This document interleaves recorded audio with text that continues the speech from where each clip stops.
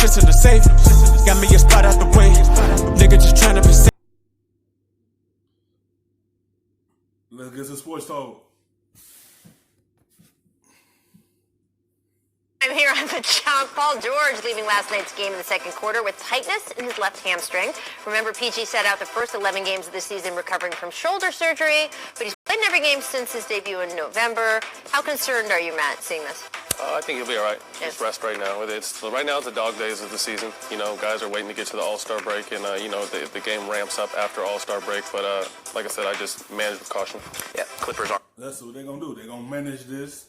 They're gonna do a long management thing. They're gonna let him probably sit out a game or two, and then let him play a couple games after that. They're gonna just try to manage this like they normally do, like they do with Kawhi. They're gonna low manage him. They gonna let him sit out 2 games probably, just to be on the safe side for him, and just let him rest.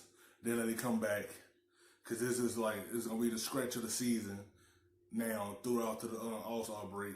That's when everything's got to clamp down after that. Overly concerned, but they will exercise caution. This is a team that has shown they are taking what did Doc Rivers say? That the Lakers are going to do whatever LeBron says. They're going to exercise caution in every circumstance. Talking about Jonathan Isaac, he's going to miss at least 2 months with a severe sprain and bone contusion in his left knee. Full recovery is expected, but Isaac proving to be one of the top defensive players in the league this year. Kevin, this is a bummer, right? This is a real bummer. He was already on my ballot, sort of the All-NBA second-team defense. He's just become a really interesting two-way prospect, and actually, more than a prospect, he's contributing. I was really enjoying watching him play. One of my favorite guys to watch. Get well soon. Glad there's no real structural damage, though. Yeah, that's a good point. Ain't no damage, though. He gonna miss 2 months.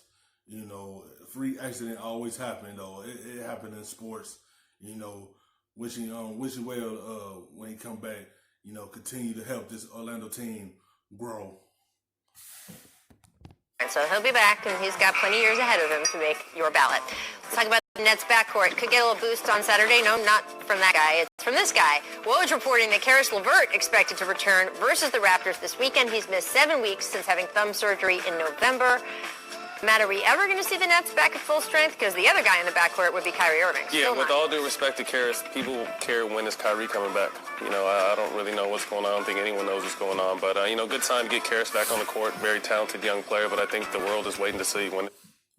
It's a good thing they got one of their good players back. Like, one of their good players in that lineup, and LeVert. Like, you know, there's a lot that's going on with New Jersey this year. I mean, Brooklyn this year. There's a lot going on with them. And everyone's still trying to figure out what's the mystery of Kyrie's shoulder injury. Like, they want to know what's going on with that injury. They want to know when his turntable to come back. That guy right there on the screen coming back. Shoulder impingement for Kyrie, I think, is still what we're calling it. Yeah. So. It's going to be interesting to see how they distribute minutes, because Dinwiddie's been playing great. Yes. And there's a lot of talent in the backcourt there. Yep, absolutely. All right, let's move on to Taco Fall and Alex Caruso. As Pablo discussed at the top of the segment, they have both cracked the top 10 respectively in the first returns of All-Star voting. People are going to get very, very rabid about this, Kevin, but I want to remind everyone that they will not make the All-Star starting group, people. It's just, you know. Oh, the pathology of Boston sports. Yes. I mean, it is truly. No, but, I mean, hey, this is fun. I feel like the All-Star game, there are no rules. Great. Come on. And, you know, look, of either guy, first of all, they're both fun. They're both little cult heroes in their respective teams and conferences. I've had a lot of fun watching Taco and sort of the response to him, not just in Boston, but in Portland also. Yeah, I like Caruso, the fact that he could walk around with his hair the way it is and dunk on people. The bald eagle? He definitely deserves the nod. You know, Taco's a fan favorite. I love when fans really, this just gives fans a chance to have their voice heard. I think it's great. Yep. But Alex, take control of your baldness. It's time.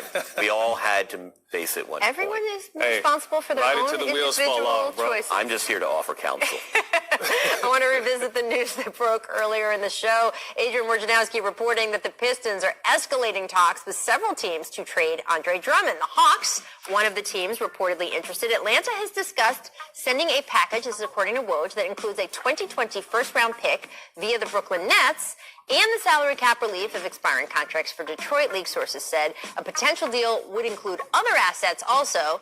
So, Kevin, we're discussing this during the break. I'm a bit confused because the Hawks are 7-27 right now, and Andre Drummond is on, if he wants to be, if he declines his player option, an expiring contract this summer. Yeah, I'm trying to figure this out from the Hawks standpoint, and this is kind of what I've come up with. Okay, we still have issues at center. Yes, we're building for the long term, but at a certain point, we need to stabilize this defense and this play. Hey, and if Andre is committed to Atlanta, it's a nice city. He wants to be there. He can grow up with this young team. Look, there are worse guys to play pick and roll for the next 6 years of your life than Trae Young. Are you kidding me?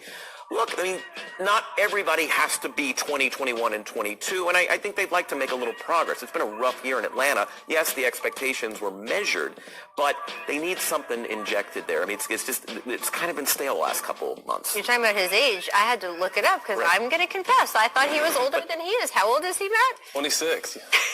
People thought he was, past in his good 30s. I know he's still a younger player, but I don't know how much sense it makes to Atlanta, but I think a team that definitely is looking for a big is Boston. As long as they don't have to give up too many, someone like a Marcus Smart or too many pieces. But they still have draft. And they still just trying to figure out a lot of things with Atlanta. Atlanta, that's what they need. They need a big man. Like, if they still have Collins with Drummond and then Trae Young, that'd be a good trio, though. That'd be a good trio right there. Have Drummond that could give you 20 and 20. And, get Collins that give you, 20 and 10. Give you Trae Young, give you, 30. 10 assists. It's it'd be a good trio, though, but Atlanta's still trying to figure out a lot of things that's going on with their team because it had been stale for them. They are 7-27. There's a lot of things that's going on in Atlanta.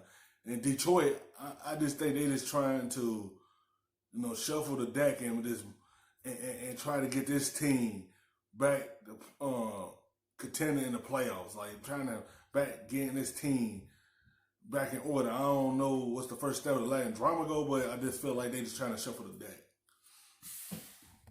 Picks, in their back pocket, and I think he would be a great fit in Boston. So it'll be interesting to see what happens. Yeah, I love it for the Celtics. The Hawks, I'm still trying to get kind of comfortable with. I don't know if this is Detroit trying to get a bidding war going or something like that. I do think it's an intriguing option for Boston because they do need to be bolstered in that position.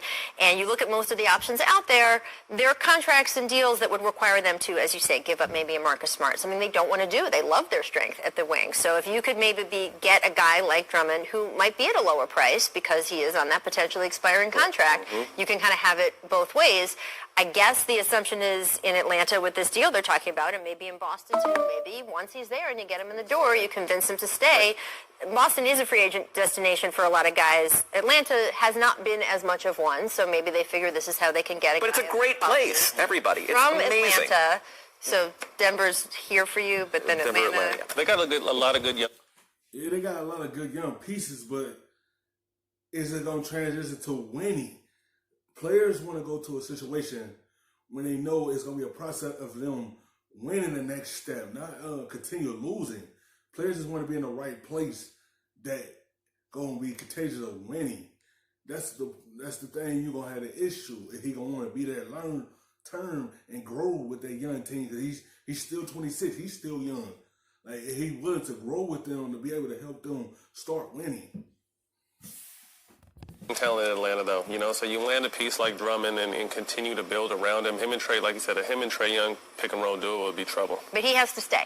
It's his player option, and you've got to think that he's going to want it. What do players want to do? Do they want to when they finally get their free agency, Matt? I think it just depends. You know what I mean? I think everyone's different. I think he would look at where do I fit best first and foremost because centers are a dying breed in the NBA.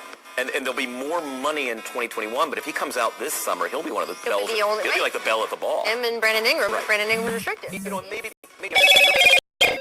I'll opt into that year, before the trade, there's a mutual understanding, and that way a team lost anybody else chasing him knows, okay, a year and a half, and by the way, now we're still free for 2021. Thanks for watching ESPN on YouTube. For highlights and analysis. Put a little bit of the rub, nigga, I gotta be safe.